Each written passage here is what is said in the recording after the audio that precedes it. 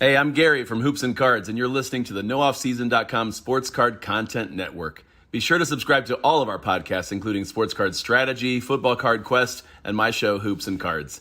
We're helping you make money to fund your PC and enjoy the hobby, because there is no off-season.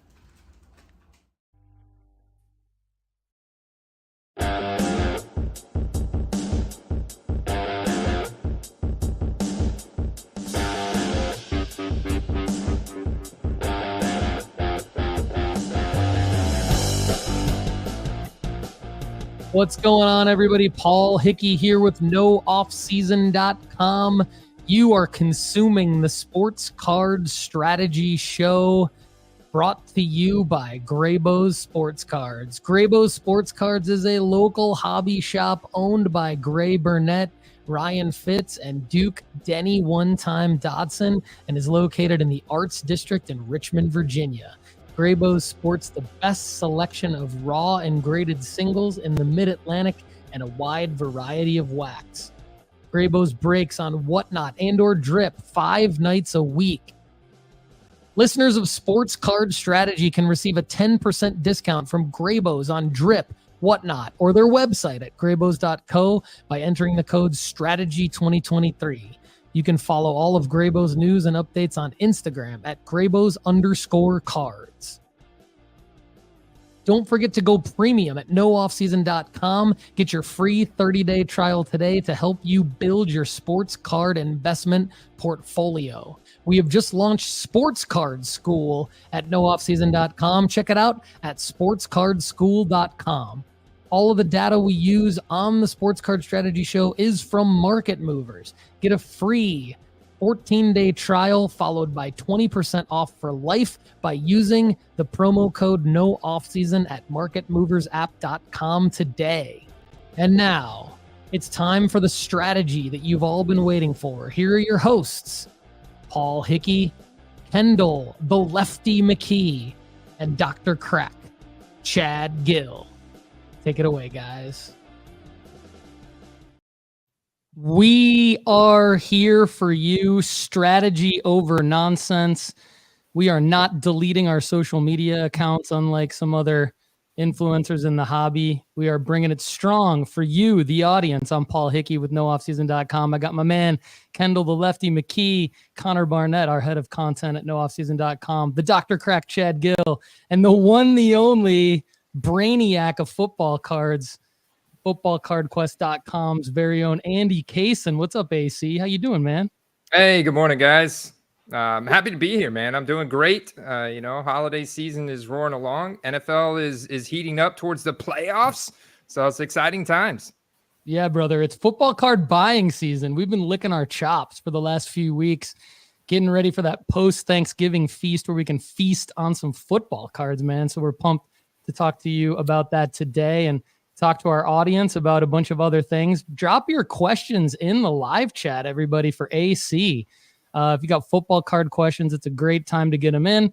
If you got questions about anything else sports card related, we have one or more experts for you on the show today. We're 5 strong. We're going to be 5 strong for the next few weeks.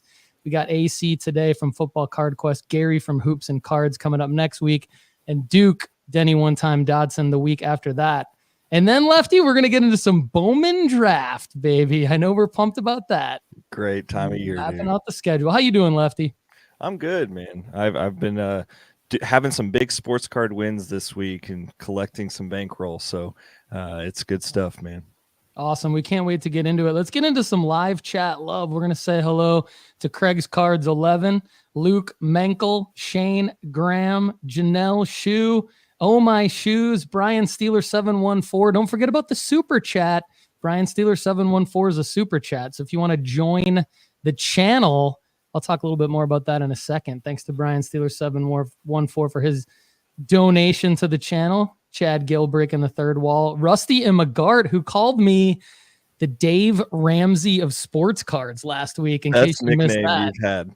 Best nickname. And I'm owning it, people. I'm owning it. Political affiliations aside, I am owning the moniker, the Dave Ramsey of sports cards. We'll get into that a little bit later. Justin Stewart, new subscriber to NoOffSeason.com premium membership. We appreciate that. Barry Siff, one of our strongest and best supporters.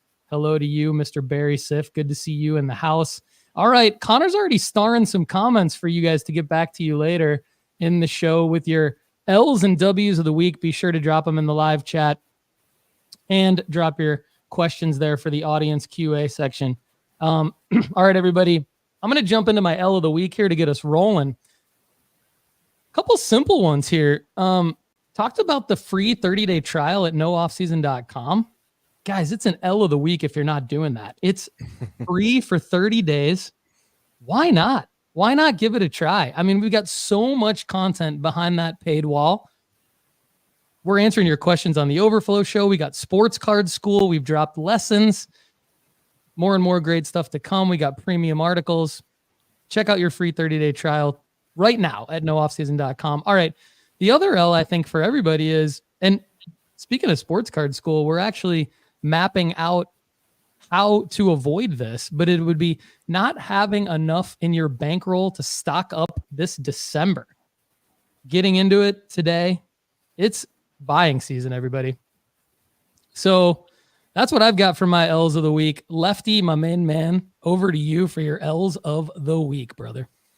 Luckily, that's not an L of the week for me. But what I did do is when I was collecting some of my sales this week, I posted a Josh Giddey autograph that I bought at the National for around the time midseason where the Thunder were going to be overperforming, and it's exactly what they've done. And I posted it the day before the news comes out of him being the next Wander Franco, and how he is back in the media for the worst thing that you could do. And originally his prices didn't fall on the 7-day scale. They were actually up, which I thought was strange. But when I checked the data again last night, his PSA 10 Silver Prism is down 25% on the week. And so Josh Giddey, as we expected, taking a massive fall. And this Thunder team that's riding high is now getting hit with some pretty unfortunate media. Unfortunate indeed. So what's happening to his cards right now? I see you've kind of taken a look at some things with this card, but do you have any insights for the audience on maybe what they should do with Giddey if they're owning Giddey? Yeah, I think you're in a tough spot if you're owning Giddey right now. I mean, we know that there are some with investing in sports cards, there is the moniker or the outlier that there are things in this world that we can't control. And, you know, we have injuries that we can't control. We have stuff like the stuff that happens with John Morant. These guys are making their own independent decisions. And that's why we hedge our bets a lot with investing in multiple players. And we have the safety net of flyer heroes and goats. You know, we diversify our portfolio to mitigate some of this risk. And nobody expects Josh Giddey to come out and have an inappropriate relationship with a 15-year-old. That's just, you think he'd be smarter than that. And then this takes his market down on the last week, 25% down on one of his most traded cards. And so I expect his cards to go down even further. And what I have done personally and what I'm recommending is getting out. Unfortunately, I don't think this gets better for him. I think it gets worse. Yeah, I think this is one of the big risks on taking a flyer. I mean, you don't know that this stuff is going to happen, to your point, but it is a big risk on taking a flyer. And Giddey certainly was a favorite flyer of a lot of people in the hobby. His PSA 10 Silver Prism is down 25% on the week, to your point. And just real quick before we kick it over to Chad for his L of the week, Lefty, I can't help but smile when I think of our guy at the National, the dealer, a couple years ago in Atlantic City. Lefty and I walked up to someone's booth at the National, someone's table, and they were selling a Josh Giddey. I want to say it was a gold prism out of 10. Is that right? He had two of them. He had a gold prism out of 10 and then a black something. Yeah. Black, it was a PSA 10 black. It would have been a one of one, maybe. Yeah. So what did he want? He wanted 30 grand for the gold and like 50 grand for the black or something like that. And he was so confident. He was like, "Oh, we've already had offers and we're not accepting." Like I was gonna beat that offer. I just can't help but hope that he moved out of that Giddey. But someone somewhere is left holding the bag on that, which sucks. Yeah. Chad, what do you think about the Giddey situation, and what's your L of the week, man? The Giddey situation, I don't know what to think. There's so much information floating around. First, and I haven't heard it all, but that she was 17, not 15, and in the state of Oklahoma, 16 years old is okay or something. I don't know.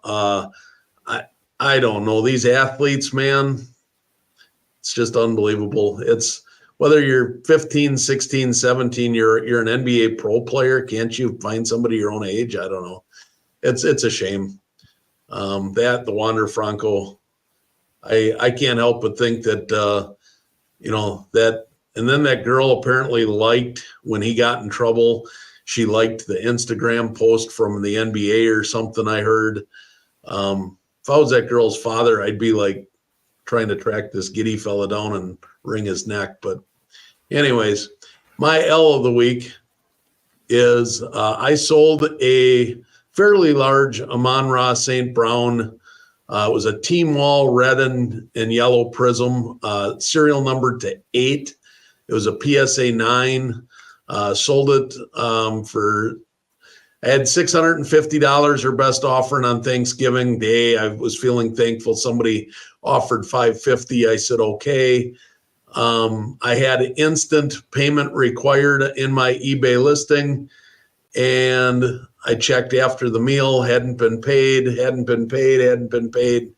Finally, this morning, I was able to cancel it and relist it. The guy never paid. I don't know how you get away with not paying when you make the offer, I accept it. It says immediate payment required. The only thing I can think of is the guy either had a bogus credit card on file or he didn't have enough funds in his thing, but it went unpaid and it's back up there. So now the laugh will be on him when the Lions make a playoff run and it sells for the $650 instead of the $550. We're all nodding our heads, man. The laugh will be on him. This is a bummer that this happens. We've had a lot of our subscribers email in to the Overflow show to ask about what to do when this happens. But the reality is it does happen. And it's a great time to kick it over to Andy Cason from FootballCardQuest, because I believe that he believes that Amon-Ra St. Brown is a great player to own right now, especially when you're looking at a team all red and yellow prism. Andy, talk about Amon-Ra St. Brown, the Detroit Lions, Chad getting his money back, potentially even more than the $550 here. And then give us we're going to keep it over at you, because you are the last pick in the first round of this snake draft, where you're going to go back to back with your L and W of the week, man. Nice. Amon-Ra St. Brown he's the truth, man. He's awesome. He's going to finish the season a top 10 wide receiver. The Lions are kind of struggling right now. They just got beat down by the Green Bay Packers pretty good, but they're still 8-3. They're still right in the thick of it. But if you look at their recent results, this loss against the Packers is, I'm sure, a little bit concerning with the 3 fumbles from Jared Goff. He's got to have a little bit better ball security. That's been the struggle for Jared Goff right now. So I'm hoping he gets it together. I do think the Lions make a playoff run. It's just how deep can they go, against teams like the Cowboys and the Eagles and the 49ers. So yeah, I love Amon-Ra St. Brown. I wish I had more of his cards, just like PC, man, because the guy's got such an incredible work ethic and, tenacity out there on the field. My L of the week is actually a rookie by the name of Zach Charbonnet that plays for the Seattle Seahawks. This kind of goes hand in hand with my win of the week. So real quick, small win of the week, right? It was big to me that Chad Guell was in the Dr. Crack was in my chat of the live stream I had last Wednesday night, and he was dropping some knowledge bombs in there. And I actually sniped a Zach Charbonnet Gold Disco Mosaic rookie, serial numbered out of 10 on COMC for $60. I thought that was a great deal. Kenneth Walker had went down. They're playing the 49ers on Thanksgiving night. I'm like, this could get really interesting. This is a perfect opportunity. He's a second-round draft pick from UCLA. He had a super high efficiency rating at UCLA, 7 yards per carry, 92nd percentiles. I'm like, all right, let's give Zach Charbonnet a shot here. Goes out, and the Seahawks, all in all, got beat down by the 49ers on Thursday night. They beat down Geno Smith. They beat down Zach Charbonnet. He had like if I'm looking at this, he had a 3.2 yards per carry average with 47 yards, no touchdowns. So didn't sell the card, right? Didn't hit my prop bet on Underdog Fantasy. So that was definitely kind of my L of the week. I was really, really hoping to, because if you combine a breakout game from a rookie player and you have a gold rookie card of them, typically you can flip that for some nice money. Just didn't quite work out that way. Shout out to you and Steve, the eBay Hitman Caladesi, for the phenomenal work you guys do on the card pick'ems every week. That comes out basically it's the closest show that you have to the games, which I think is a great way to do it. They drop some prop bets on Underdog Fantasy. It's the promo code Quest, right? If the people want to hook you up with your That's promo right. code. Yeah, promo code Quest on Underdog Fantasy. Yeah, what we do is go through each game on the slate for that week. And then we'll make some prop bets. We're just betting over, under on player statistics. There's all kinds of different player statistics you can bet over, under on. And then we'll parlay that with some card snipes. So, that's what we do, man. Phenomenal programming. And also you and Carter the Power have a great show every Tuesday, the Football Card Market Report. So shout out to you and Carter. You guys do a great job. All right, man. I'm excited to hear your win of the week. What do you got? All right, so my win of the week is Zay Flowers. I've been talking about Zay Flowers all season. I think it's a pretty big game last night for the Ravens, against the Chargers, just for the fact that, Chargers are a struggling team, especially on defense. But last night was kind of a defensive battle, and you saw Zay Flowers come through with 2 touchdowns, and one of those was through the air. One of those was on the ground. So you saw his versatility. He forced 3 broke 3 broken tackles in the process. So, for a guy of his size, he's just so electric, just kind of like Tank Dell. Like, if you can find any Zay Flowers cards that are cheaper than now Tank Dell, who's on fire with CJ Stroud, then, those guys are just such versatile, broken tackle machines, man. And it's exciting. So that was my big win of the week. I got a couple offers to review here on some of my Zay Flowers cards, including a legacy gold cracked ice. And it's a college uniform card, but it clearly has like the rookie card logo and all that stuff, the serial number. So it's a nice card. And that was my big win of the week as the Ravens march on, man. You always inspire me to take a look at some of those kinds of plays, like the deeper sort of 1 to 2 week quick flip plays. You mentioned your Charbonnet on ComC. I still haven't had time yet to dig into ComC to try and maybe do some of those quick flips, but I think it's an interesting move that we should take a deeper look into. And if you want more information on that, you definitely need to check out Andy's content at FootballCardQuest.com. It's a great place to go to figure out how to find out his podcast content, his YouTube content, his premium content. And I'm super intrigued by that. So on the Zay Flowers, that's another example. Do you tell the audience what your process is for acquiring and selling those? Sounds like you've got a buy it now or best offer posted. Do you post that knowing that it's a Monday Night Football game? Do you post that as kind of a new listing during the Monday Night Football game, so you get that little new listing badge, or is that something that you've had posted for a while? It's something I've had posted for a while, but if this is what I did like full time, then I would, because you're absolutely right, Paul. You get a little algorithm boost on eBay if you've got the new listing, plus you throw some money in the promotion bucket, right? So you combine those two things together, and all of a sudden eBay's like, oh yeah, we got to put him at the top, So, and then if people click on it, then all of a sudden they see traffic, and that just gets it boosted up even more. And so you're going to be the top results as soon as someone types in Zay Flowers rookie card, or 2023 Zay Flowers, and you'll be right there. Yeah, I love the week-to-week volatility because, unlike fantasy, where a lot of these players that are performing so good, you're never going to be able to pry them out of your league mates' hands, right? In a fantasy football league, they're not going to trade them, especially if they have a winning record. They're trending towards the playoffs. But on eBay, there's auctions that end every week, and you can capitalize on those because the auction end times might not be great. The photographs might not be great.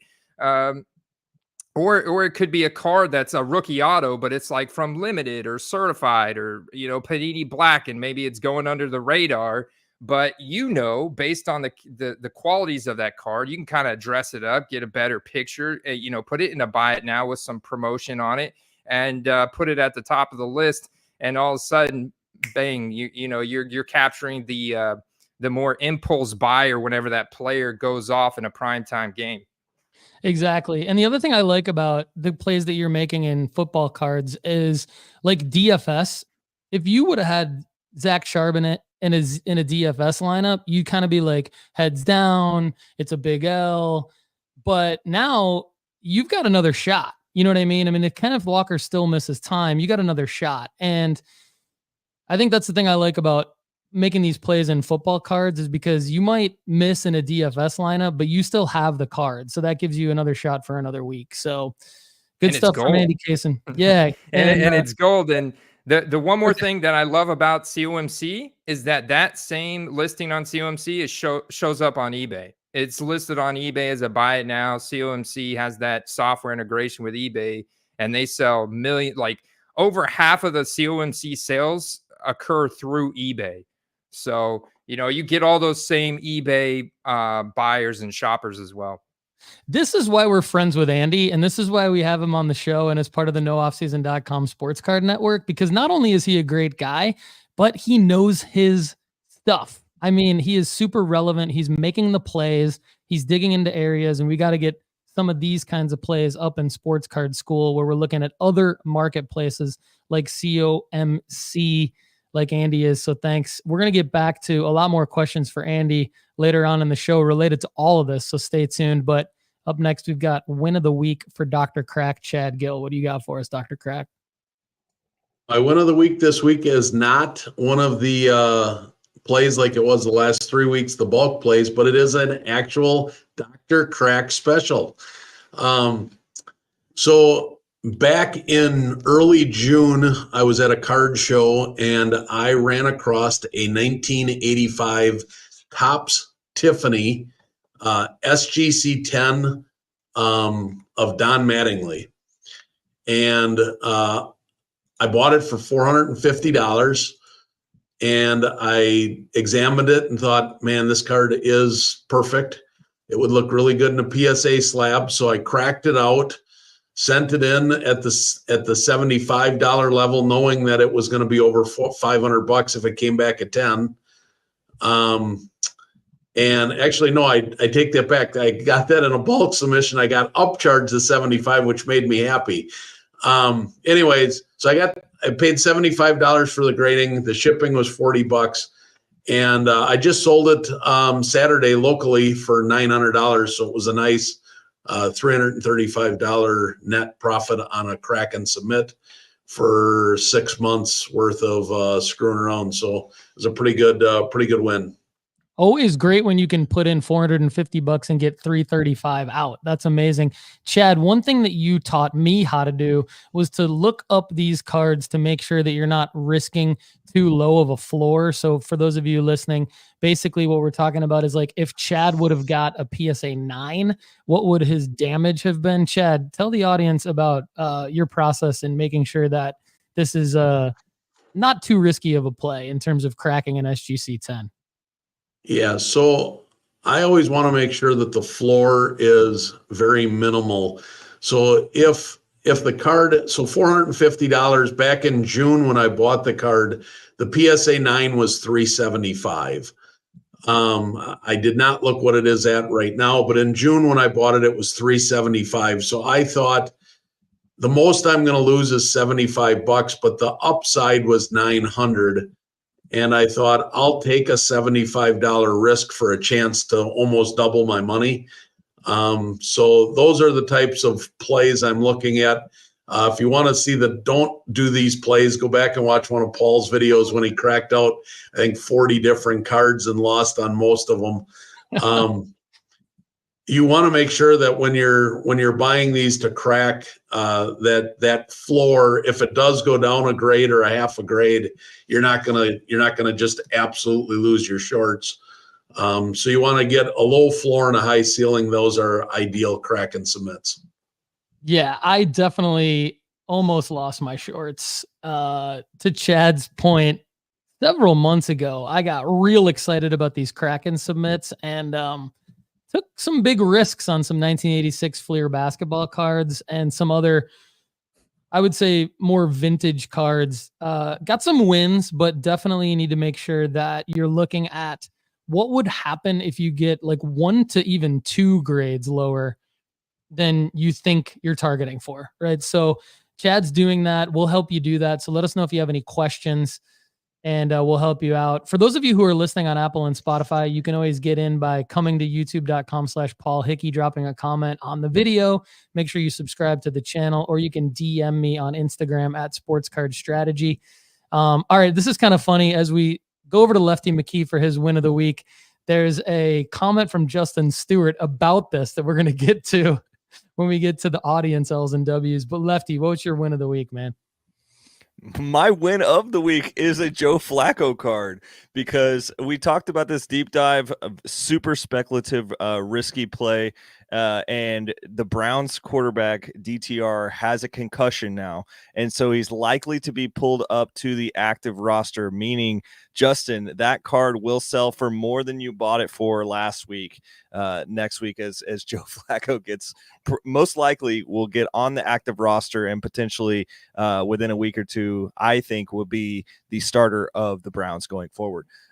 So that's a W for me. It was a play that Connor and I took as a completely speculatory play, because last time he even started in a game, it was 3 times higher than what you could have bought it for 2 weeks ago. And I'll take that 3X, even if it's a funny Joe Flacco card. And so Operation Fading the Bills is also going extremely well. We talked about our sells of the week, Connor and I on our Wednesday show talked about Josh Allen is a guy you should be getting out of. It's a guy that Diggs and Josh Allen and all the guys that are on the Bills, it's just not the team that they were a year ago. And I think we saw that last night. Even though they put up a good performance against this Eagles team, Jalen Hurts is the truth, and we've seen that as there are so many weapons on both of those teams. It was just a dogfight, or a rock fight is one of my favorite things that people call games like that. Just a rock fight. That's such good imagery. And then another W of the week is we are a month away from Bowman Draft. As Paul talked about a second ago, is December 18th is going to be a huge episode for me, and a huge episode for us as we prepare for Bowman Draft coming out in December. It always comes out the last week of December. I save up all my Christmas money and buy into some great break slots into bulk breaks and stuff. And we'll talk more about that in the strategy of how we get into those December 18th plays. But I just want to remind you guys, don't fall for the wax boxes of the first edition Bowman Draft. We've talked about this before, but don't fall for the first edition Bowman Draft boxes that come out in mid-December. It's not the boxes we're talking about. It's expensive, it's mostly paper, and it's the first to the market stuff. The boxes aren't as hot as the Bowman Draft boxes. Just don't fall for that. It's a marketing play that Bowman and Topps do. Don't fall for the eBay sales either. Don't go out there and buy the first edition stuff. It'll sell for marginally higher for a while, but you don't want to invest in those cards moving forward. Stay the course, be patient, wait for a good buying opportunity. There will be buying opportunities for Bowman Draft, and just don't buy the Bowman first edition draft boxes. As I mentioned earlier, I was able to move out of almost $1,000 worth of cards in this past month to prepare for December buying season. We've been talking about December being a lull where we want to really have a lot of bankroll to move forward, that we will see cards enter our buying window here. Buy smart, continue to make 6 to 12 month plays. baseball, F1, football. Last year I bought a Trevor Lawrence at the very end of December and almost doubled it at the National, and it looked like a dog chewed on it. So it's just best case scenario to make smart buys right now. Soccer is in a good buying window with people like Mbappe and Messi, and there's some potential for basketball plays that Chad is always trying to convince us that it's still basketball buying season.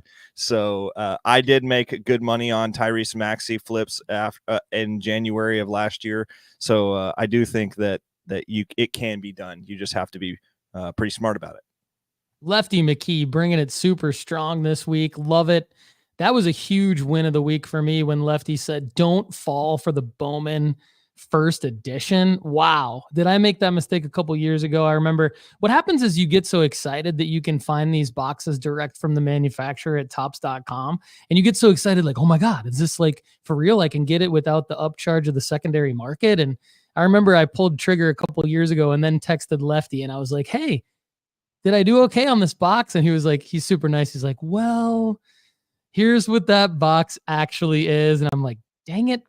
So yes, Lefty, you might have lost your shorts on that play. I might have lost my shorts. I think I actually broke even, but again, we don't want you breaking even. We want you making money flipping sports cards. We don't want, because when you break even, it's not the end of the world. It's not an L, but it's like, it's time. It's your time that you spent trying to make that play. It's your effort, and you got to ship that thing out and all that stuff. So it all adds up, and we want you making money. Bowman Draft 2023 is going to be a huge release. We're going to get into that more. We're all doing our research right now. We're all four of us are doing a lot of research on Bowman Draft. And so that's why we're putting it at the end of December to really, really get into it in a future episode. So we're all excited about that. My W's of the week are simple. One is a shout out to one of our loyal audience members, Mosaic Joe. A lot of you don't necessarily participate in the live chat on the YouTube channel at youtube.com/Paul Hickey, but all of you are very engaged and we love you as our audience, and we meet you at card shows.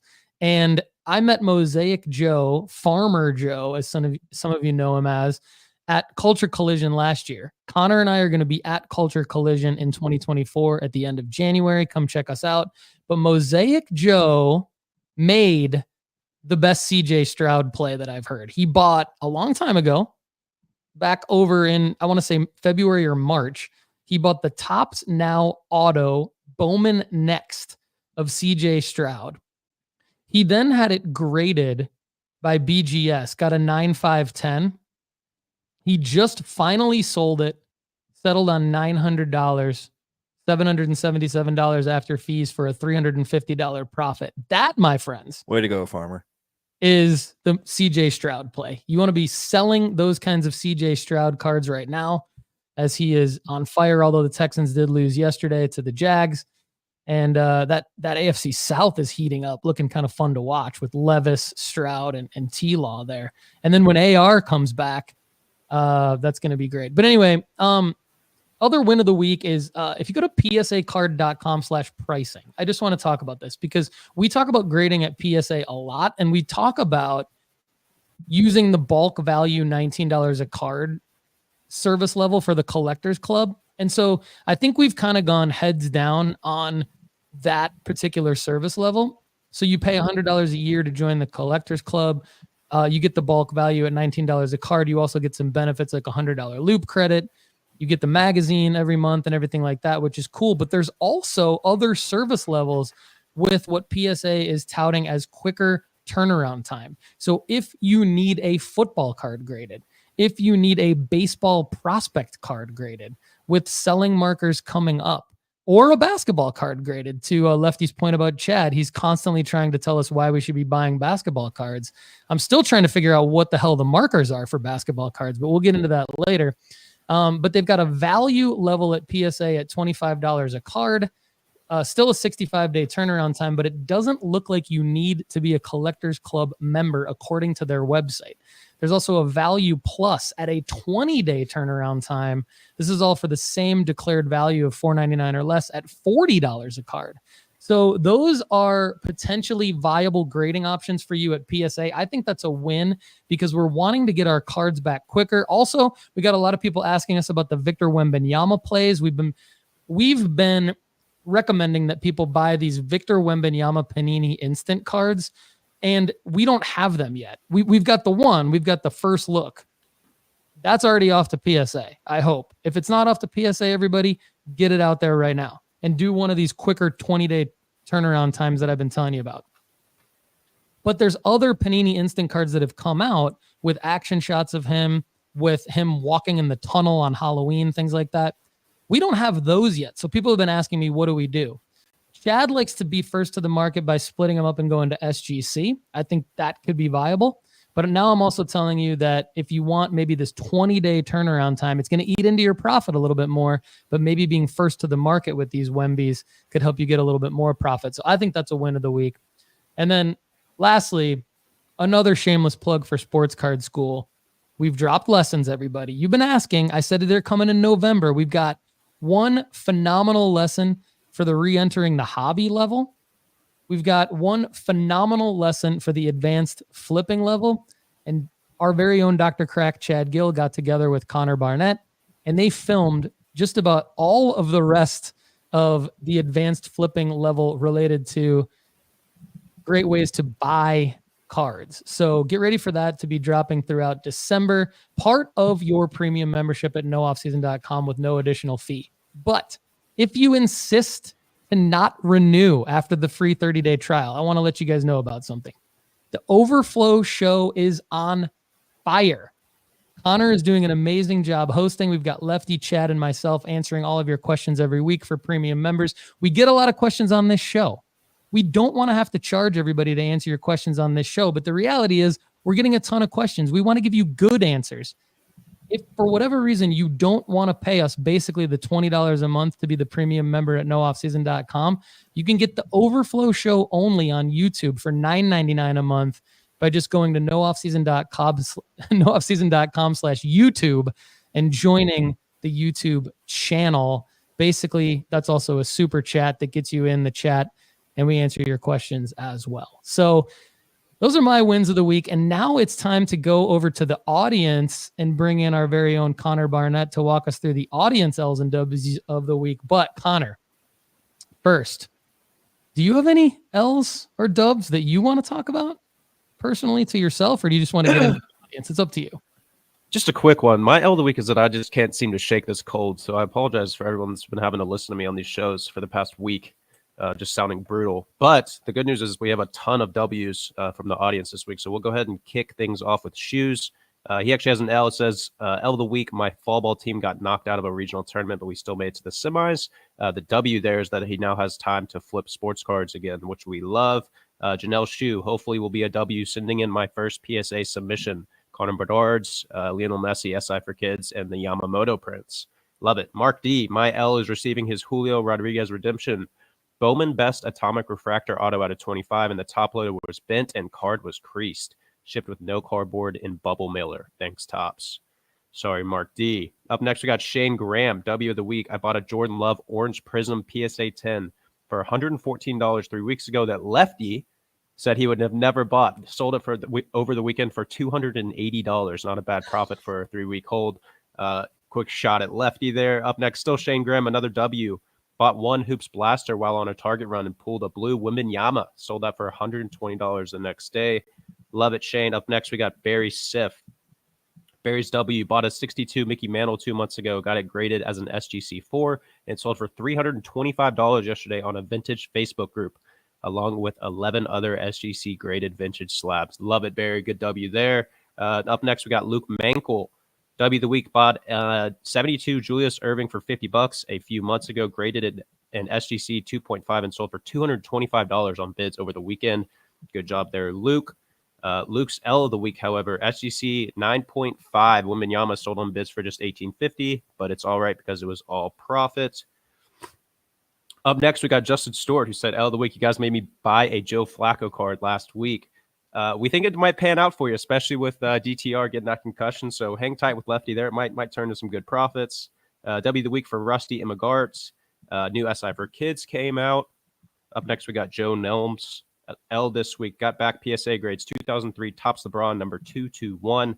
Had a pre-grade of 910 and came back a 7. W is in the same submittal. Got a 1996 Kobe Tops, number 138 back, and it got a 10 on that one.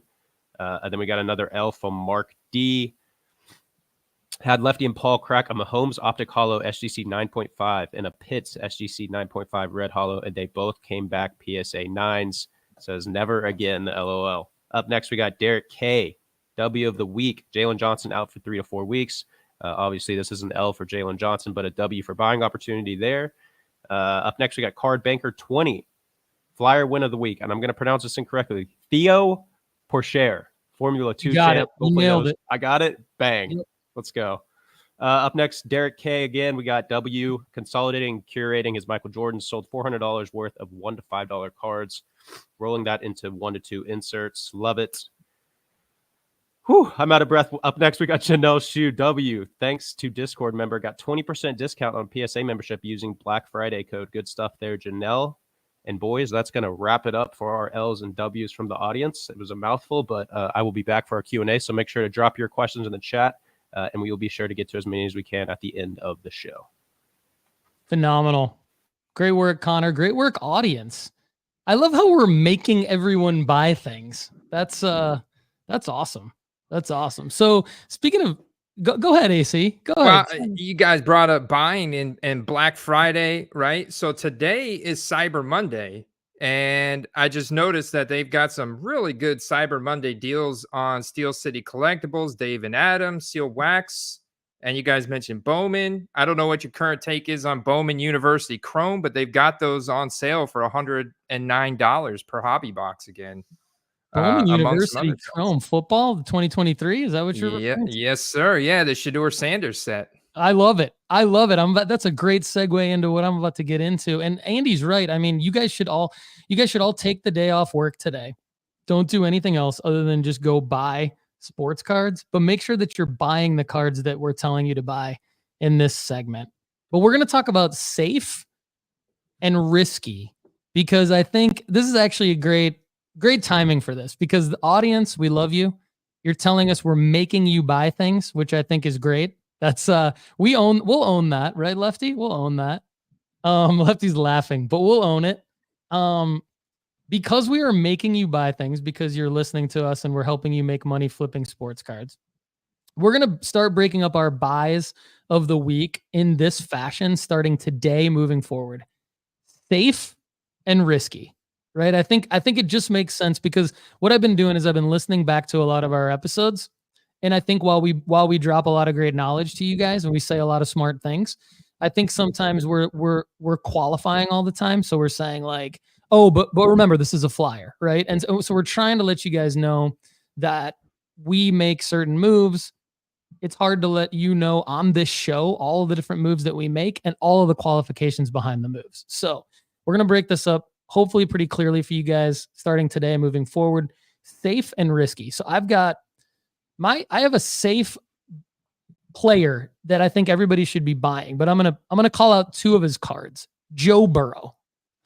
I could not be more bullish on Joe Burrow. I do not feel the need to find other names to talk about in this segment, because I've been waiting for 2 years for this opportunity for this player to happen. I was so upset that I had missed out on buying into Joe Burrow when he made it to the Super Bowl 2 years ago, because his card prices went absolute nuts, bananas through the roof. And I said to myself, when there's an opportunity in the future to be holding Joe Burrow cards at a marker like this, I need to buy in at the low point of his cards. And so there's 2 cards that I would recommend taking a look into. Now, Andy also did a great job on his shows last week talking about some other Joe Burrow cards that you need to go back and listen to Football Card Quest from last week, because he did a great job breaking that down. But the 2020 Prism Silver PSA 10, this is going to be the one that's going to be probably the hardest to get your hands on, because it's a pop 242 and it's not cheap, but it is down about $400, about 20% because of this injury over the last 30 days. I couldn't find any of this card available for anywhere near the price that you would need to buy in for to make it this super good buy, which is the last sale on eBay is about $1,330. I couldn't find anything available for near that. People are still on that particular card because it's so low pop. People are still asking close to $3,000 for that card in a buy it now or best offer situation. Now, to Andy's point, maybe on some of these other marketplaces on Cyber Monday, you could go out and try to find one. So I wouldn't put it past our community to go out and try to find one, but I'm going to give you the card that is widely available right now because I have sniped a couple of them already. It is the Joe Burrow 2020 Optic Hollow PSA 10. It's basically the optic equivalent of the Silver Prism, so it doesn't go for as much money, mainly because it's a pop 1421 in PSA 10, but it's down 26% over the last 60 days. This card is going for less than $400. I just sniped one last night for about $365 in an eBay auction. This is down 26% over the last 60 days. Everybody, this card could easily be $1,000 card. When you go to Market Movers and you look at the all data trend for this card sold for $1,300 during that Super Bowl run that I was talking about a minute ago. But even without the Super Bowl run, this is easily a $600 card. Just go back and look at the graph. This card trades at in this past off season, which of course we know there is no off season, but in this past off season, this card traded for $600 consistently, multiple times. Even on September 17th this year, when the Bengals weren't even playing well and Joe Burrow was kind of limping around, not even able to leave the pocket, this card was selling for $600. Now, this is a $378 card. You got to go get as many of these as you possibly can because it's just easy to make money on this. Another safe buy, switching sports for a second, is LaMelo Ball's Silver Prism PSA 10. Now, I said a minute ago, I struggle with selling markers for basketball cards. And as big of a basketball fan as I am, I love basketball. I love the NBA. It's maybe my favorite thing to watch. I can't figure out the selling markers for basketball cards. So I'm just not going as all in on basketball cards as I am on football cards and baseball cards. Because for baseball and football, they're just clear selling markers that we talk about all the time. But LaMelo Ball's 2020 Prism Silver PSA 10 is down 36% over the last 365 days. This card is trading at less than $500. It's accessible. You can get this card on eBay for around that price, even though it's only a pop 312. People are selling it right now for some reason at this price in auctions. So you can go get this card. This card, anxious to hear Chad's take on this when it gets around to him, but this is a $660 to $700 card. Just as a normal card. Like, I don't think anything has to happen really outstanding with LaMelo Ball. This could even be an $800 to $900 card just with him being on the court for a consistent period of time and just performing well. So I really think that you would see profits from each of those last two cards that I told you, and they're accessible. So now I'm going to move into my risky play, and this is LaMelo Ball's teammate, Miles Bridges, 2018 Silver Prism PSA 10, trading at under $100 since he's come back. But guys, since he's come back, you've got 23-10 against the Magic on November 26th. You've got 33-10 against the Wizards on November 22nd. This guy's put up 17, 19, 14, 33, and 23 points. He had 14 points, 15 rebounds, and 5 assists on November 20th against the Celtics. The reason why his cards are trading so low is because of his off the court issues. But look, Miles Bridges is a gamer. He's back. If he can keep his head on straight, there's no reason why this card won't be potentially trading at what it was trading for over the last couple of years. Guys, on Halloween of 2021, this card sold for $518 after he won while he was winning the Player of the Month in the Eastern Conference. Now, he doesn't have to win Player of the Month in the Eastern Conference for you to make money on this card. All he has to do is keep his head on straight. This is easily a $200 card all day long. So I think I'm putting it in my risky category though, because if he messes up one more time, he's basically done for good, I would think. And so Miles Bridges, risky buy, 2018 Prism Silver PSA 10. Accessible card, low pop, buy low now.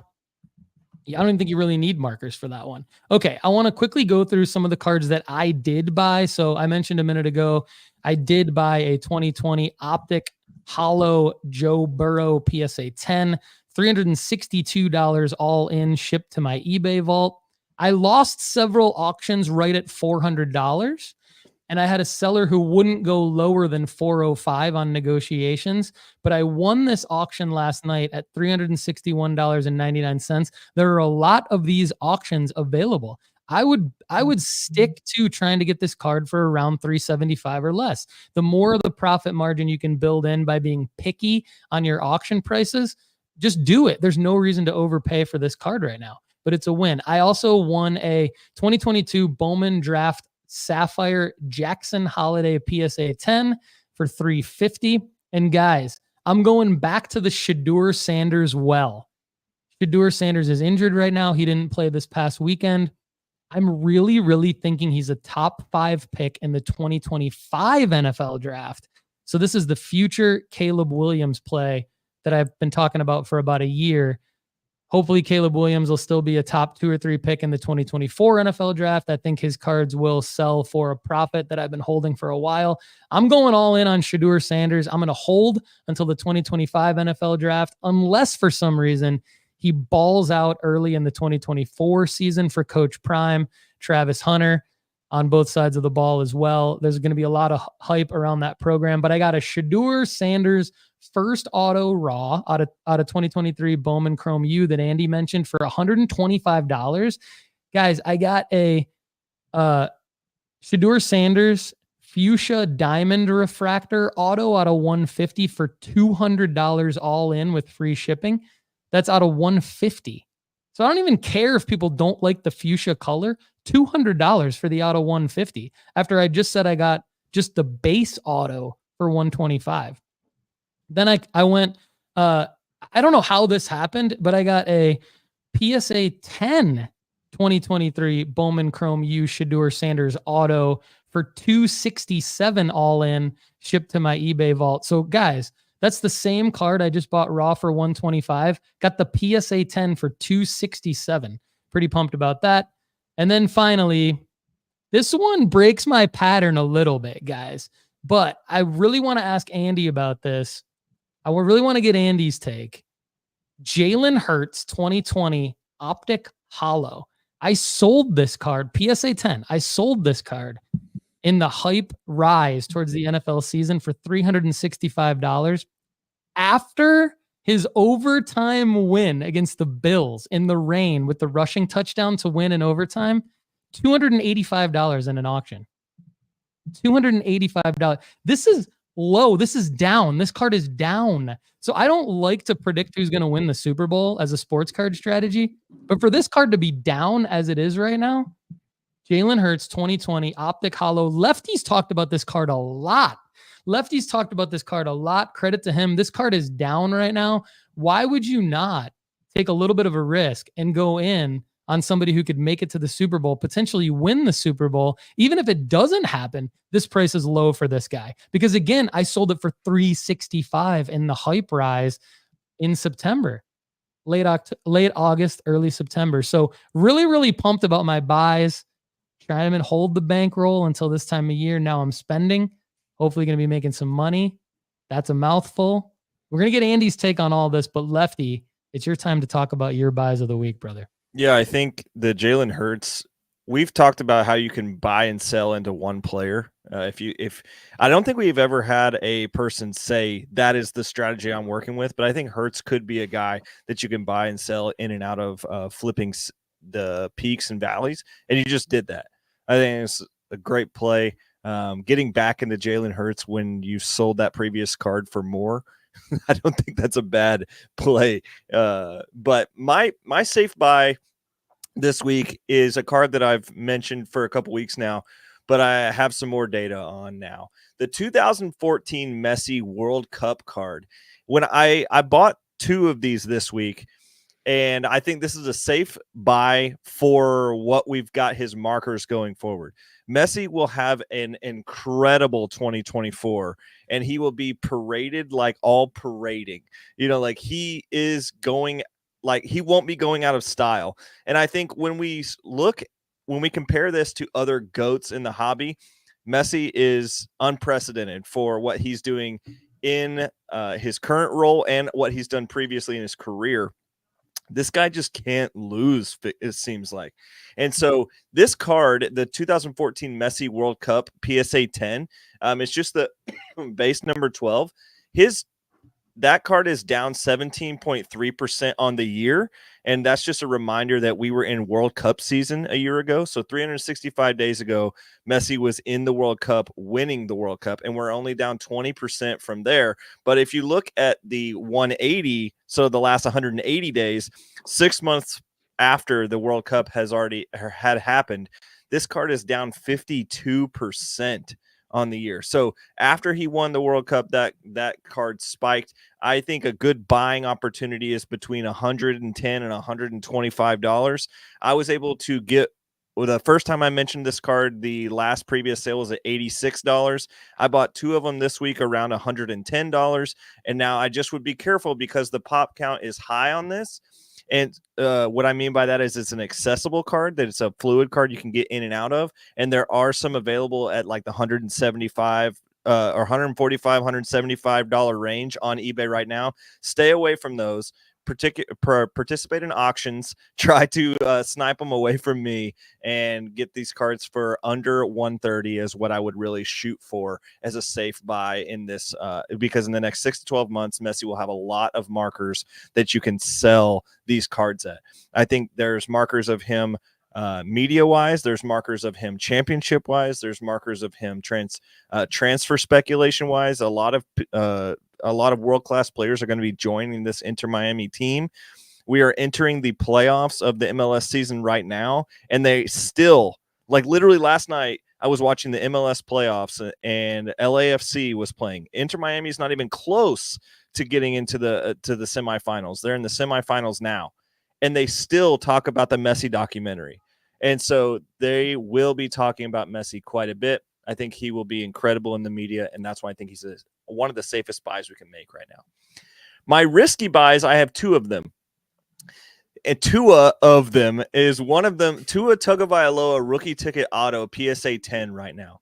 I think this is a play that I was looking at this morning. I compared the market of the rookie ticket auto PSA 10s of Tua, Burrow, Brock Purdy, Trevor Lawrence, and Justin Herbert. All of these are either players that are highly traded or have a good market. Now, when you look at Tua's cards, his cards are at 1.3 for a rookie ticket auto PSA 10. And most of those guys are north of $2,000. So we've got a $700 dip for Tua's cards, when Tua, I think, is a dark horse for an MVP this season. And if he does well over the last couple of weeks of 2024, his cards will go nuts. And so he's down 29.3% in the last 14 days. And when we compare this data on the other 5 quarterbacks, it's not even close. And so when you have these other 5 quarterbacks being card darlings, I would be interested to know what Andy's take on Tua is, but I just can't see how he's not a great buy right now, especially when he's healthy. And especially as this team is going to make a run in the playoffs. And he's got the all important Tyreek Hill that, you know, didn't make Patrick Mahomes, but definitely helped him become Patrick Mahomes. And so I think minus Burrow, all these guys are going to be premium buys right now. And so he is 1.3K, significantly down than the other ones. So I think that's a risky buy, but still a good one. and SGA PSA 10 Chrome cards right now. If you look at his PSA 10 of his Prism Silver or Prism Base is the one that I'm looking at primarily, because the Prism Silver is a little bit out of my price range, because SGA is already a bona fide stud in this league. But with the Giddey news, SGA will see a usage skyrocket, and it's down 13% in the last 30 days. And SGA is going to do nothing but keep playing basketball. And him and Chet Holmgren are playing very, very well together. So I think SGA is a risky buy going into a playoff season where he is going to dominate with usage rate, and he's going to dominate with points made. I think he could end up winning a scoring title this year, which would be pretty impressive for him and for this Thunder team. So he's my second risky buy because the reason why I have both of those in risky buys is they are both in season, and we always like to sell before the season.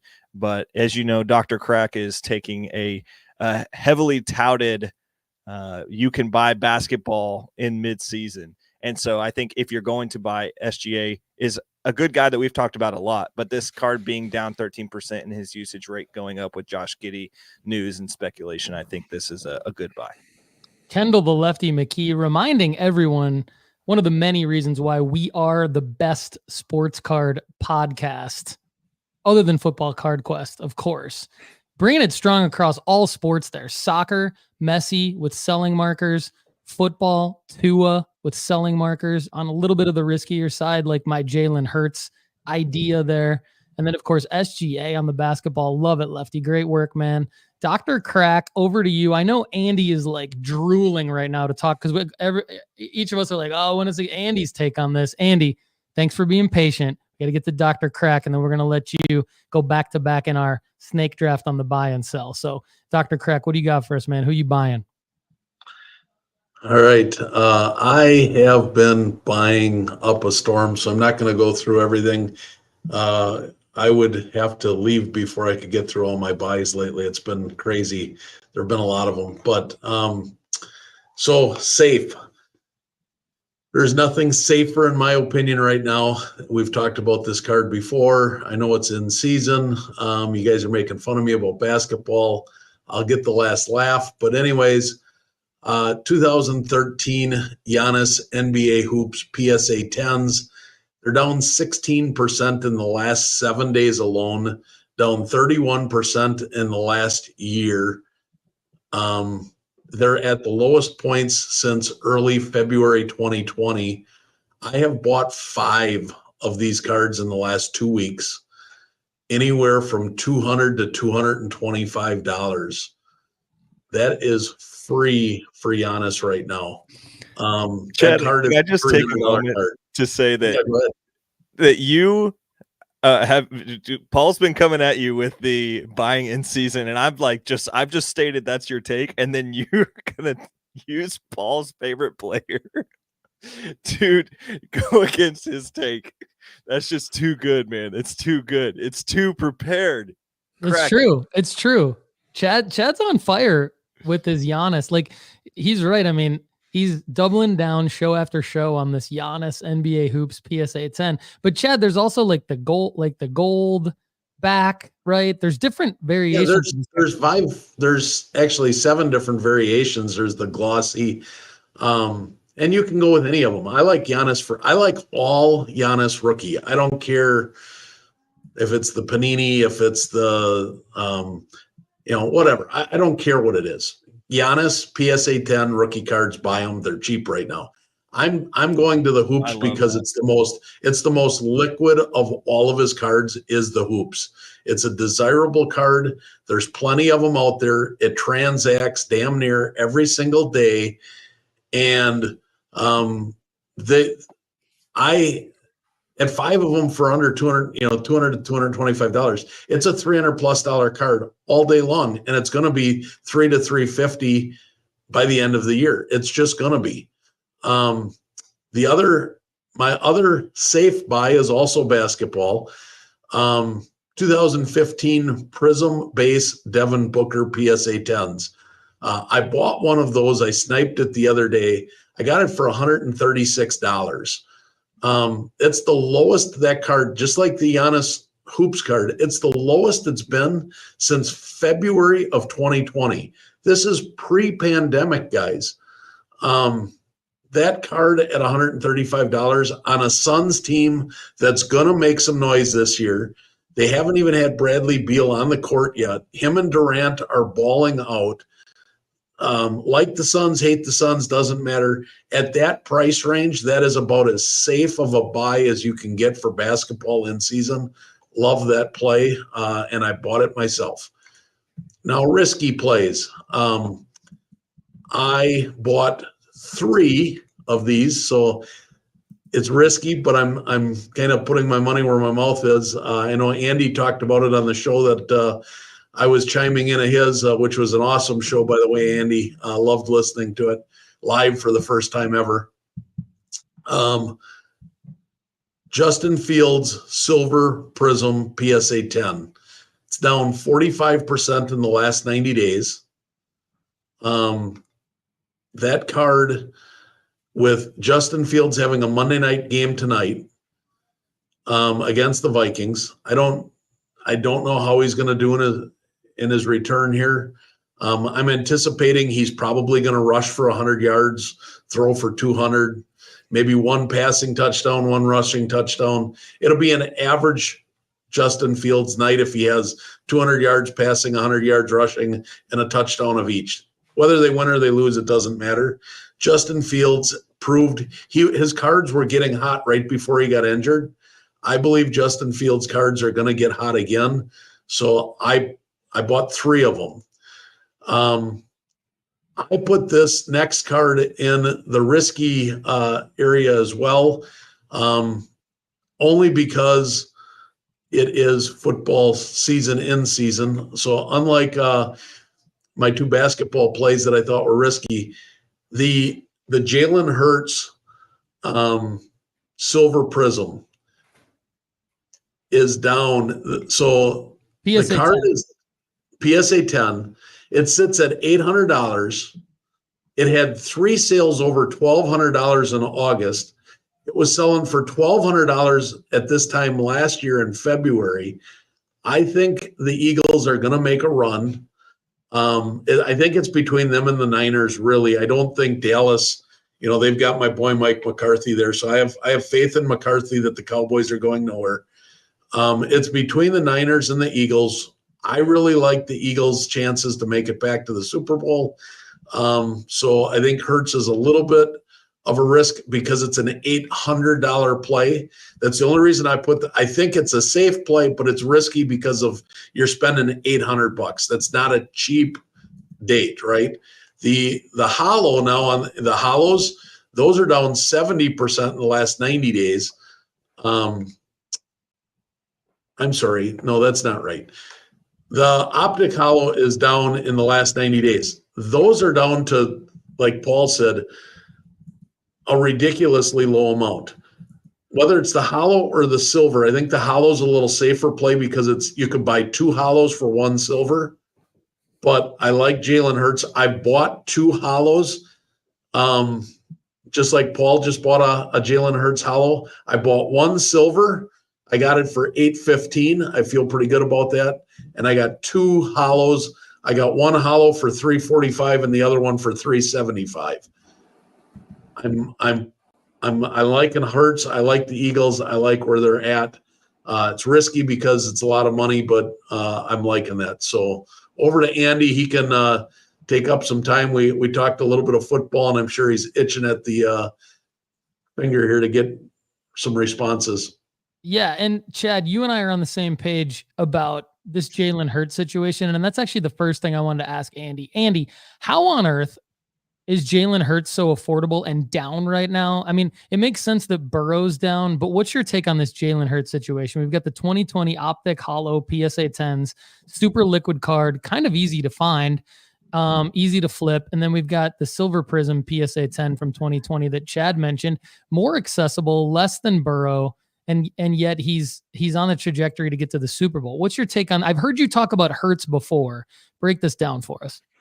Well, I think it goes back to just him as a singular player. If you look, he's a great rusher, right? He's setting NFL history in the amount of rushing touchdowns that he's got. But if you look at his passing statistics, they're solid. But his throwing motion, like, he doesn't have the best arm in the league. It's obvious. Like, when we watched him play Kansas City on Monday night, there was a couple passes underthrown. Devonta Smith had to come back, yet he still caught the ball because he's just awesome. Him and A.J. Brown are awesome. So those guys lift him up, but he just doesn't have the best arm. And I think when people look at a quarterback, traditionally speaking, they're looking for those pocket passers with the rocket arm, and or even guys that can scramble but still have a rocket arm. Jalen Hurts doesn't necessarily have a rocket arm. His spirals aren't always the best. He throws a good ball, but that's it. And so I think you're going to see his best spike in the Super Bowl. It's going to be, closely tied to the MVP race, the Super Bowl race. I don't see any way the Eagles don't go back. I mean, they're going to be in the championship game, and they probably will be in the Super Bowl. I'm definitely predicting them to go back to the Super Bowl, probably win it this year. I think this is probably Jason Kelsey's last year. And, you see guys like Julio Jones on the roster. Clearly, that kind of tells you that he thinks they're going to the Super Bowl as well. He's trying to get that ring before he retires. They had that one loss against the Jets back on October 15th. And it's just a perfect storm. You add in like one loss, you add in a couple turnovers. There was a pick six in that game. And that all of a sudden combined with the high availability of 2020 product and auctions ending regardless throughout the week from consignment shops and other sellers, you're going to have the dip. And like I said, he just doesn't have the best arm in the league. Is he a safe buy to you? Is he a risky buy to you? And who are you buying? I think he's a safe buy. Yeah, for sure. And he's a little bit higher than Tua. So I actually like the Tua buy even better. There's a couple tough matchups for the Eagles coming up. They're playing the 49ers this week. Then they go to Dallas. So it's two big matchups up next that could potentially push the Jalen Hurts market down a little bit more before they obviously are going to the playoffs and ascend there. I love the Tua. I love the Tua buy right now. Ultimately, if you can find a Cyber Monday deal on some 2020 sealed prism or something, that would be, just a smash buy, as this draft class is insane. But look at the Dolphins' upcoming matchups, and the reason why Tua's dipped, right? They've kind of been back and forth, right? They lost to the Chiefs, and that was a bummer. Then before that, they lost to the Eagles on October 22nd. They lost to the Bills on October 1st in that London game. That was kind of like, oh man, such a letdown because they got beat down pretty bad in that game. And then from there, it's just been like, yeah, they've been quietly flying under the radar, winning, 5 of 7. But now they get at the Commanders this week. Easiest defense in the league, worst secondary, one of the worst lines. They traded away their best players. And Chase Young and Montez Sweat, those guys are gone. They've traded away all their best players on defense. So that is just a smash matchup for Tua. Then they get the Titans at home, another one of the worst secondaries in the NFL, such an easy secondary. And that's a primetime game. So we're going to see the Dolphins heating up. They're clearly the best team right now in the AFC East. Now the Bills have lost again. The Dolphins they should just walk away with the division title here out of the AFC East. And that's a nice, maybe potentially deep playoff run, potentially first round bye, this kind of thing. I think you could see Tua's cards heat up quite a bit. Tyreek Hill's obviously number one wide receiver. He's probably going to break the season long receiving yards record this year. He's on track to go well over 2,000 yards. And his cards have gone up quite a bit, but he's also got, that interesting supply variable where there's not a lot of it because he's a 2016 rookie without first round draft capital. So, his market is interesting. Whereas, with Tua and Jalen and Burrow and these guys, they got quite the supply. So you have to kind of stalk those auctions and be a little bit more particular on the cards that you buy. So yeah, that's kind of my take in a nutshell on those guys. Love that, Andy. Anyone that you're recommending that people sell right now? We've got question in the chat from Infinity Trader, and I know Infinity Trader participates in the live chat on the Football Card Quest as well, so we appreciate Infinity Trader and everyone else in the live chat. We're going to get to you guys shortly here for the Q&A, but they bring up Trevor Lawrence. Is Trevor Lawrence, he had a big win yesterday against the Texans in a divisional matchup against CJ Stroud, who has a lot of hype. I have a take on Trevor Lawrence, but what's your take on his card market right now? Is he a buy, sell, hold? He's actually his market is interesting because once again, he's got a ton of supply from 2021. And a lot of people are grade chasing his optic and prism because if you look at the PSA 10 conversion rate, it's like less than 10% of raw to PSA 10 conversion. So people are prioritizing their dollars on the PSA 10s from his market there. And they're also prioritizing like his rookie autos. But his market has definitely dipped, and he's battling uphill against one of the smallest fan bases in the NFL. And just like the Dolphins, they've kind of been back and forth in terms of win losses, even though right now they're in first place in the AFC South. They do have some pretty good competition in the Texans, and they just barely won that game yesterday. It almost went to overtime, not for that field goal. Great matchup, by the way. That was a great game. Right. I mean, awesome game. CJ Stroud is easily your rookie of the year. And some people could potentially say he's going to have maybe 1 or 2 MVP votes if the Texans actually make the playoffs here. So, the Jags have, they lost to 49ers, and that was a beat that's like 34-3. They just got destroyed by the 49ers 3 weeks ago. So the fear is that when they play a good defense, they're going to get beat down.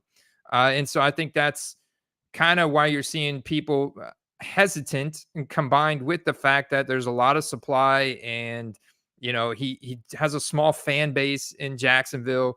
I think ultimately Trevor Lawrence's best prices could be seen in the playoffs if they make a deep playoff run. But if you look at the charts for him, he's a buy. If you can get a rookie ticket auto for Trevor Lawrence, like at $400. That's probably career low prices right now. It's a perfect storm because they got smashed by the 49ers 3 weeks ago. And yeah, he's starting to go back up, but there's a lot of supply that's got to be kind of cleared out before those prices can go up significantly.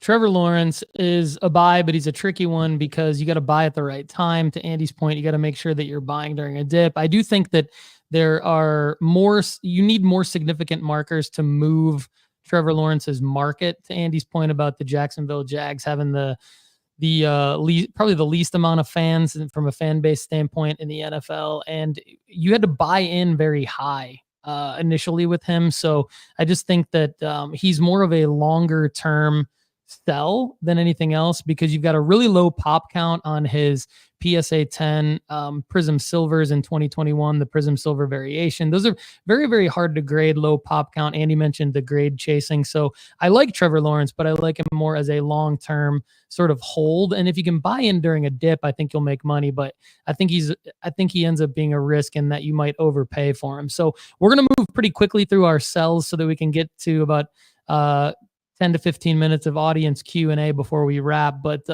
Chad, you're up first. You're up next, rather, for who you're selling. Talk about who you're selling, man. Yeah, so perfect timing here would be, I don't know much about Formula One, but I can read charts and graphs. And 2020 Topps Chrome Formula One card number 1, Lewis Hamilton, PSA 10, 30 days ago was a $20 card.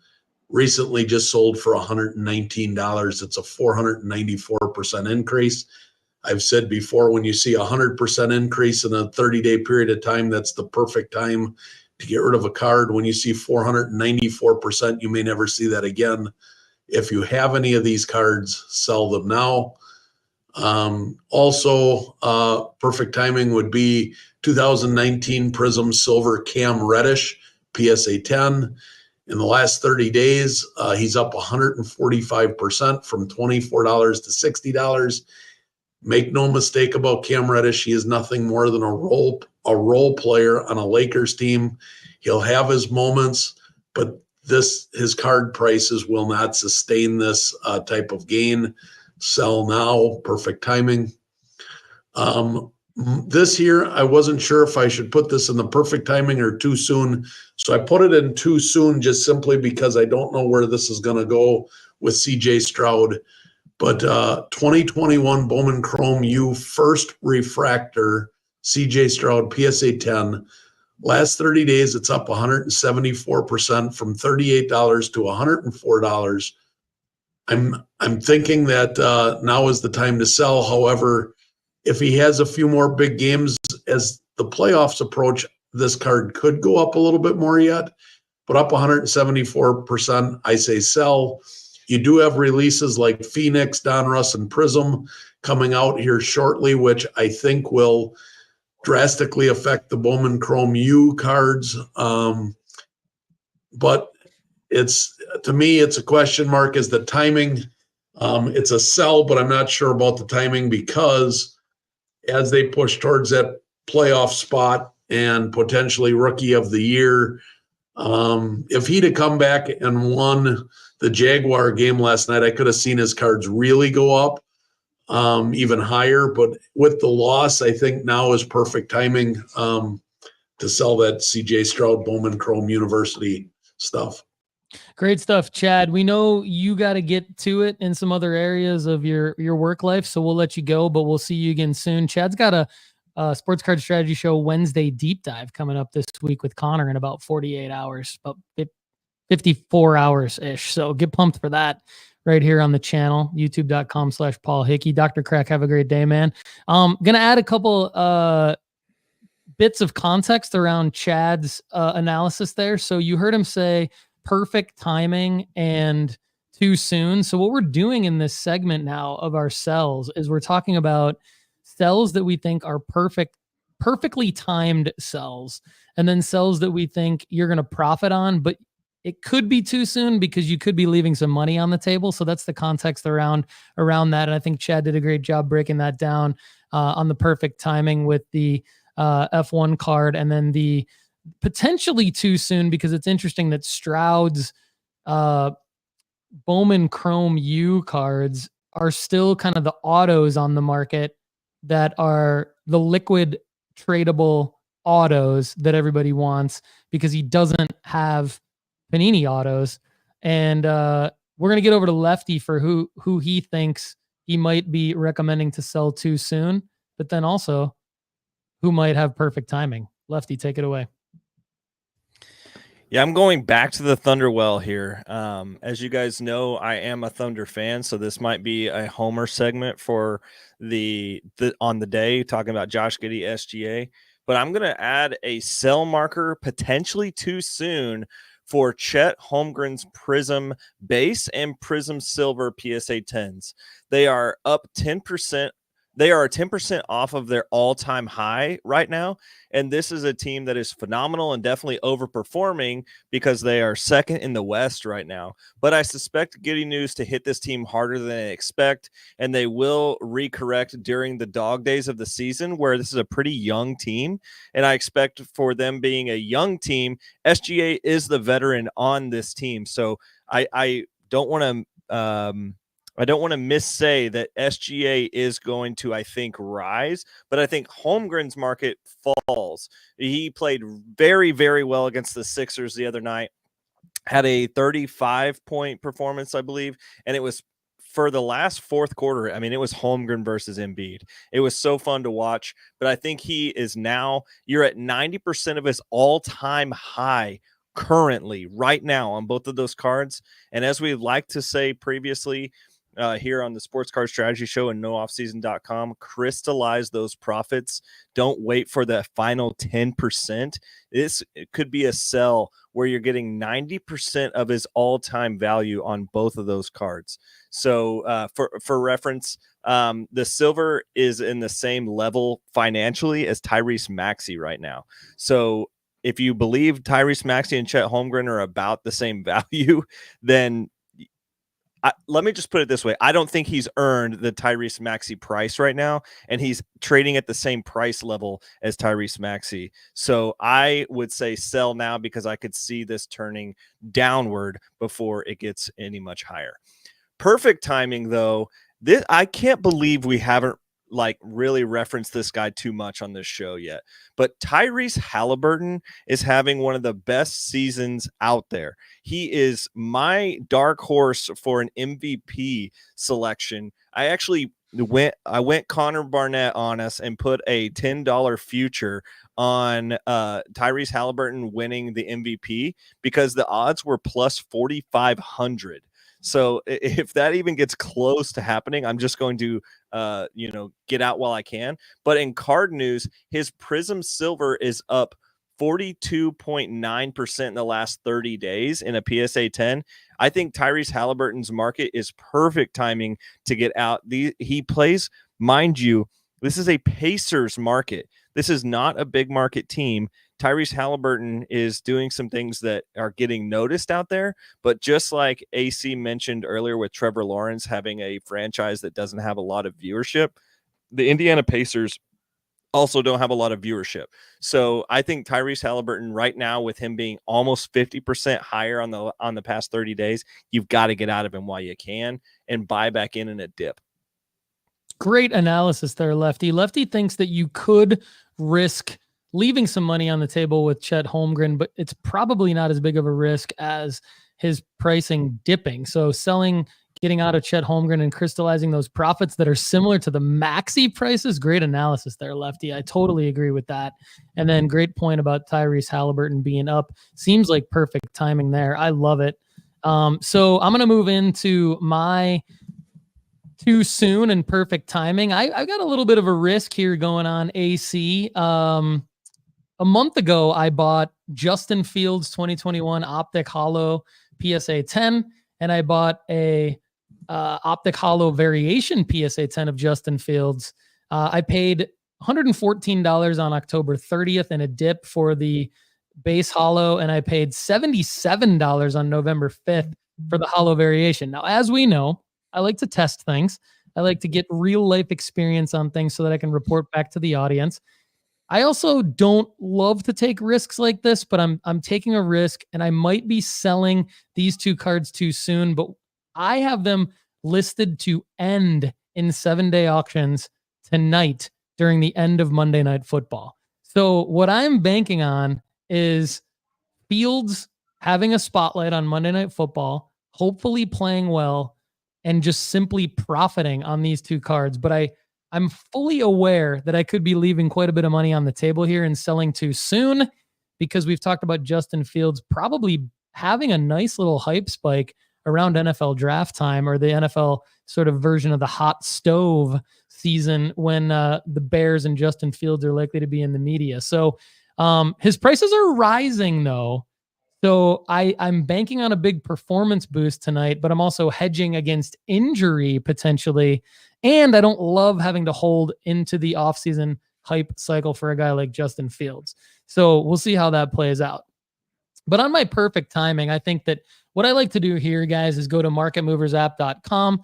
If you don't have access, use the promo code NOOFFSEASON to get a free 14-day trial and 20% off for life. But if you go to the price movements tab and then set a number of sales at 5 or more, and then just filter by the last 7 days, you get some interesting data. So you get like Michael Jordan 1986 Fleer base PSA 8 is up by $507. I'm also sorting the price change column so you can look and see things like Patrick Mahomes Silver Prism 2017 PSA 9 up $145. The one I like the best though, right here, Deron Bland 2022 Select premier level dragon scale out of 89, up 352%, $116. Now you might be saying, Paul, this card raw, like who even has it?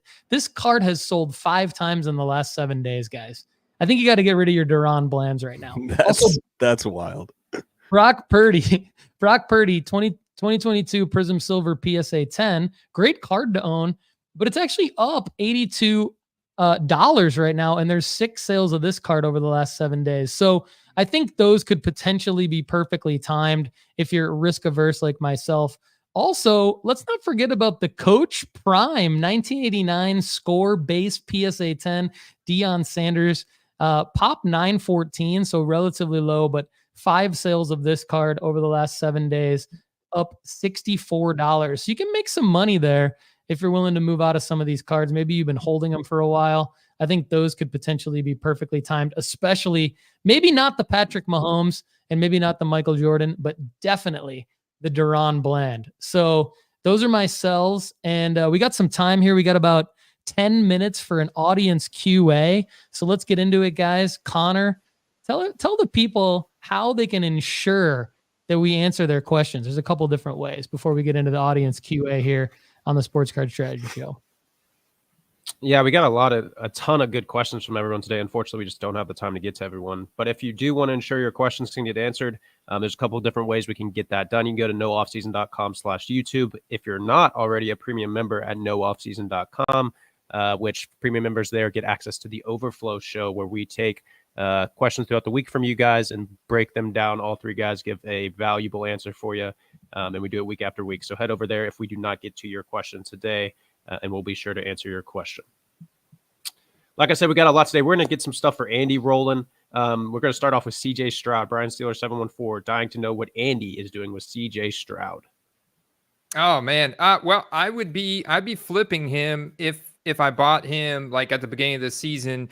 I think with the additional sets coming out, unless you've got something autographed, Panini's still going to print him pretty heavy in all the new releases. And you've got Donruss Prism coming out. Pretty soon you're going to have Contenders and Select. And so there's going to be all these sets coming out, and the CJ Stroud supply is going to go up a lot. So these Prism draft picks, these Bowman Chrome University first refractors that are selling so well right now are likely just going to go down in value naturally. So I would be taking advantage of all the hype he's got and selling him heading into this, because they're going to be in the playoff race and in the hunt coming down here to the end of the season. They've got some really juicy matchups coming up. So I would be selling. Andy is Team Paul for the CJ Stroud scenario. Up next, Card Snatcher, wondering if Andy ships his cards in the One Touch or just takes pictures in the One Touch. Just takes pictures in the One Touch, and I put a disclaimer in every single description that the card does not come in the One Touch unless it's sealed by Panini. I'm not going to ever remove a seal, but otherwise I just take pictures in for display purposes only. I put that in the description. I've only ever had like 1%. Every once in a while, you're going to have a knucklehead that comes back and say, hey, I wanted the One Touch with this card. I'm like, well, it says it right here in the description. This card does not come with the One Touch. These One Touches are way more expensive than a top loader. So that's how I do it. Yeah, I sniped that from you, AC, and I do that now on all my auctions as well. And I did have a guy the other day message me and say, does this card come with the One Touch? And I said, per description, you can look down. So that's a good call that I improved my selling with. Oh yeah, man, it adds value. I've seen so many instances where it's adding a lot of value, sometimes quite a bit. Good stuff there. Paul, up next for you from Derek K. I'm worried about the Panini Instant Wimby cards now with the release of hoops flooding the market. Is that something people should be worried about with these new prints coming out? Yeah, you should be worried about it. I think you probably... I've said this a few times now, but I know it's I've said it in different places. So I'm going to reiterate. I think any of the Panini Instant cards you've bought, there's 2 that I'm waiting on from Panini. When I get them, I'm going to immediately send them to PSA. I do expect to profit on those cards because they're such a low entry point. They end up being about $3 to $5 per card, and then it's $19 to grade them.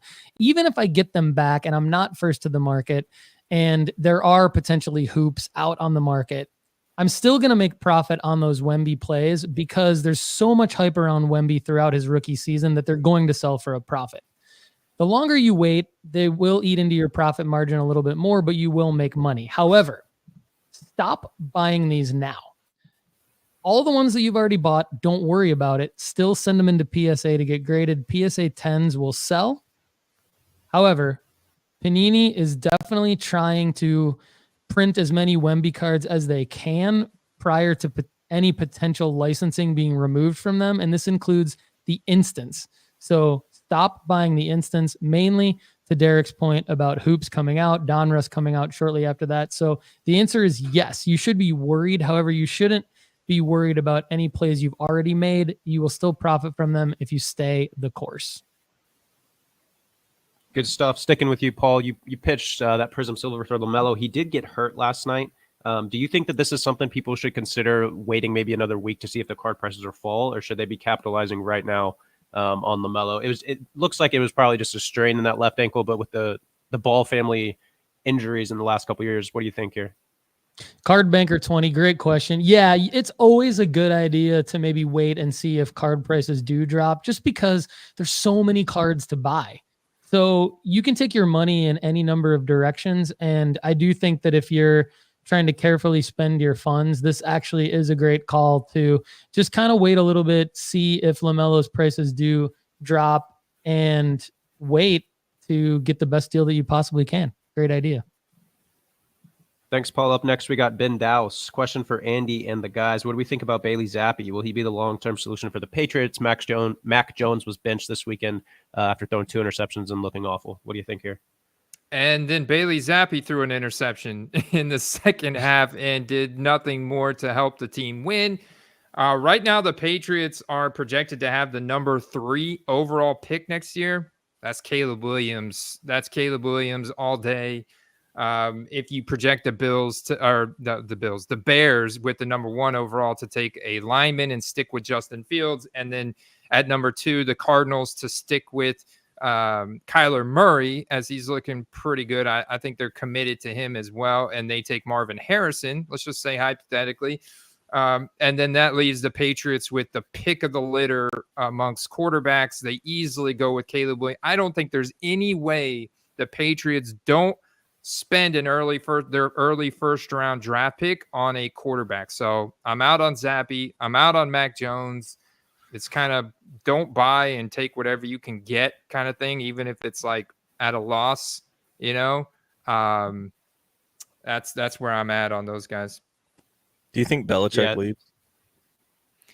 Yeah, Belichick was on the hot seat, man, but then it came out of the woodworks after all those rumors that he signed another long-term deal with Robert Kraft and the Patriots. So it's almost like that one across the ticker one day, Lefty. You must have missed that one. But I don't blame you though, because they just they snuck that one in there, didn't they, Andy? They did. Yeah, they snuck that in there, man. I was listening to the reason why I asked is I was listening to a podcast this week that said the Chargers are going to pursue him, and so I love that the Patriots are struggling. I think it's nice to see this franchise come back to earth a little bit. Yeah, I agree. Yeah, I'm excited for the Dolphins this year. Actually, going back to a sell recommendation, it would be Josh Allen on the Bills, man. They're right back in that spot, and I think they'll be close to playoffs, probably grab a wild card spot, but it's another one of those things where I think Josh Allen's just always going to be a bridesmaid, never a bride. So, Yep. and his rookie autos and his stuff just still goes for so much higher, even higher than Lamar. It just doesn't make sense. I would sell Josh Allen if you got him. Same page as me and Lefty there. Up next, we got Mark D. Lefty, which Bowman box do you go after? Super Jumbo, Jumbo, Hobby, and what price range should it be without getting gouged? Yeah, this is a perfect scenario where you are going to get gouged because Bowman draft is just so expensive and so sought after. What I would do is potentially go after Bowman draft boxes from years prior. 2021 and 2022 are good checklists as well. But I also think that the average price I know that the average price when it pre-saled was $480 for 2023.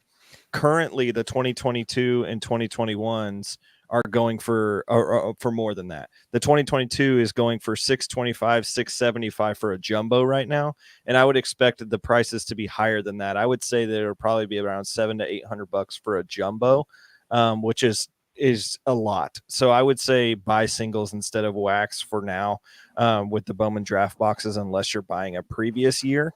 There will be players that are going to be worth significant money in this checklist, but if you literally just can't avoid not buying wax, then I would go after a jumbo. A super is 5 autos, a jumbo is 3, a hobby is 1. And so I would just stay away from a hobby. Give your chance for a 3 auto box in a jumbo. And the super jumbos, it's just a lot of money, man. I think you could spend it in a lot better ways. But I would recommend, if you're going to buy a box, buy jumbo. But even further than that, just wait for a single. Buy some singles. Good stuff there, Lefty. Let's keep moving along. Let's go on over to baseball card curmudgeon. He says, Joe Burrow, the crash dummy of football injuries, 3 significant injuries in 4 years. Paul and Andy, how much of a factor do we need to take into consideration when looking at the discounted prices on Burrow right now and being concerned about his, at this point, consistent injuries throughout his career? I'm going to take this one, AC. None, because it's all about the hype, and we don't really care how he plays. Joey B is all hyped up all the time. There's an amazing amount of people who want to buy his cards. All we need to know is that this dude's going to put on a football uniform again and get on the field, and that's absolutely going to happen, curmudgeon, and then we're going to sell his ass, and we're going to move into the next thing. Connor, I'm going to move it along a little quicker here, just in the interest of time. Jordan Love or Zach Wilson? Jordan Love. That was Luke Menkel. That's not even close. Craig's Cards 11. Do I see Collector's Club at $199 now? Yes, you do, but that's the premium. There's also the standard at $99 a year. All right. Frankie, F-U Frankie D. Foo Frankie D. What do you think about Kristaps Porzingis with his run with the Celtics this year? Connor, you take this one. I like him in the basketball card world. I think he's a good piece for the Celtics, or not in the card world, in the basketball world. I think he's a good piece for the Celtics, but I highly doubt he's a good investment in the card world. He's got long-term injury history. The Celtics don't have enough depth right now. What would his markers be? And he relies too much on the jumper with how his age and stuff like that. So I like how he fits for the Celtics. And he's injured again. I like how he fits for the Celtics, but I don't think he's a good investment for sports cards. Couldn't agree more. Absolutely avoid Porzingis. Crazy Old Guy says, Jimmy Butler Gold Pulsar out of 10, 2022 Optic, hold till the playoffs. I say 100% hold to the playoffs. That is Jimmy Butler's marker for sure. Hold to the playoffs. Paulo Banchero, Infinity Trader, wants to know, is one of the biggest decliners. Is he a buy? I think he's great. I mean, what's his marker? That's my question. I think there's better ways to spend your money. Definitely a decliner. If you like it, go ahead and buy in, but I don't see a marker for Paulo. Maybe an all-star game. I just don't think it's huge. I think you got to go with winners. And I just don't see the Orlando Magic getting anywhere near being a winning team anytime soon. Luke Menkel for Andy, with Josh Allen's prices dropping so low this year, is he a buy and hold for next football season? No, because he's still higher. Like when you compare him to Lamar Jackson, he's still higher. So, I mean, I know he's down over the past 180 days, but he's still higher because of the explosion going back to the 2021 season. So he's still a sell for me. Maybe he becomes a buy once he's eliminated from the playoffs. He just gets so low that if I can get him for 25-30% lower than Lamar Jackson, now all of a sudden, okay, I'll buy it and stash, because he does have a lot of time left in the league. They need better coaching there in Buffalo too. Great analysis. Thanks to Joe Nelms, Janelle Shu, Mark D, and Cardbanker 20, and Rusty and McGart for your questions as well in the live chat. Sorry we couldn't get to them today, but definitely Connor and Lefty have a Wednesday deep dive coming up, and I know they want to talk about a lot of this stuff, so stay tuned for that. Go to nooffseason.com/ask, and we're going to get to your questions there. One more for Andy. Andy, this one came in from Eddie Clark, Miami 05 on eBay through FootballCardQuest.com. He's talking about an auction that he sold a card a base CJ Stroud mosaic for $70. He's saying that he kind of feels bad about this because it's not a Prism or a Genesis. It's just a base mosaic. And so he's feeling bad about it, and he wants to know what to do. He thinks that the buyer didn't really know what they were buying, even though they already paid. I think this is an admirable thing, and I just think it was a great topic to discuss real quick. So he wants Andy's opinion on what he'd suggest doing. He said he already messaged the buyer back that it was way above the going rate and offered to send him more Strouds and a Tank Dell Prism. Very interesting. Very interesting. I saw that, and I looked in like the typical base mosaic. CJ Stroud selling for like $15, and even in an auction like yesterday, I saw one that was like close to 20, but then his went for 70, and I was like, "Holy crap, man!" So yeah, I would definitely be like, something weird. His auction got a lot more bids. His auction had like 25 bids. It was pretty wild, man. So I don't know if some people got in a bidding war or if it was somehow bid up, because it's like, you know, most dealers, they're not going to just look at that one transaction, especially on a common card like that to comp. They're gonna see all the solds and be like, well, the average is $20, so I'll give you 20 for it, you know?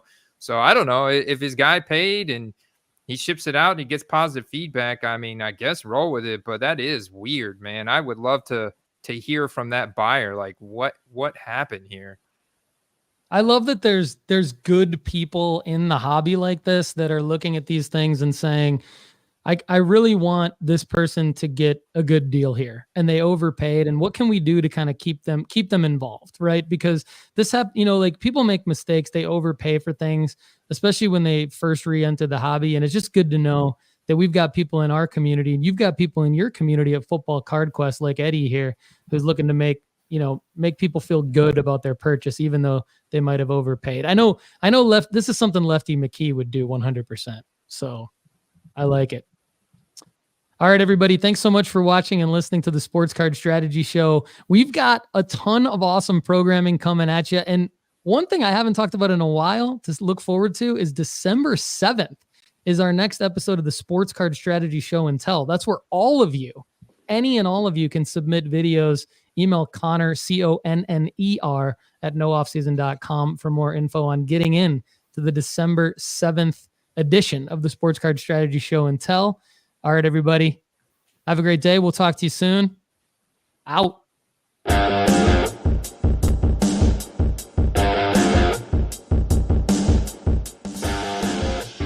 Thank you all for watching and listening to the Sports Card Strategy Show. I'm Paul Hickey with nooffseason.com. Don't forget to get your free 30-day trial at nooffseason.com today, and you can get great information to help you build your sports card investment portfolio, as well as take classes at Sports Card School, sportscardschool.com.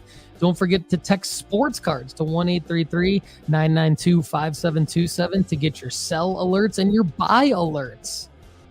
Also, we would love it if you leave us a positive review on Apple or Spotify, wherever you get your podcasts. And please subscribe to the YouTube channel at youtube.com/Paul Hickey. Thanks for being part of the nooffseason.com family. Have a great day.